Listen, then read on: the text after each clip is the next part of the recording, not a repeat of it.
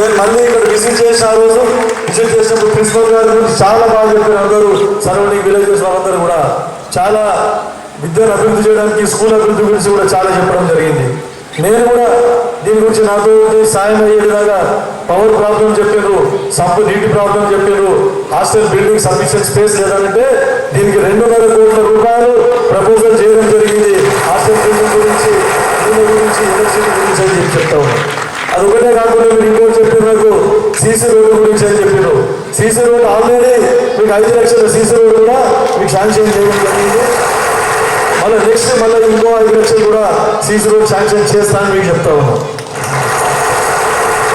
అది ఒకటే కాకుండా ఏ ఫండ్లోనైనా కానీ నా ఎమ్మెల్యే నిధులు కానీ ఏ విధంగా అయినా సరే సిఎస్ఆర్ ఫండ్స్లో కానీ నా తరఫున నాకు ఎందుకంటే కొన్ని కంపెనీస్ నాకు ఆఫర్ ఇచ్చినాయి. నాకు అదే పని ఉన్నది, నాకు అదే పని 2 స్కూల్స్ కూడా ట్రిగర్ చేసి సిఎస్ఆర్ ఫండ్స్ కింద కలెక్టర్ గారికి ప్రపోజల్ పెట్టా. కంపెనీ వాళ్ళతో మాట్లాడినా 2 స్కూళ్ళు కొత్తగా చేసుకోవాలి గవర్నమెంట్ స్కూల్స్ అని చెప్పేసి వాళ్ళు ప్రపోజల్ పెట్టిన వాళ్ళు ముందుకు వచ్చారు.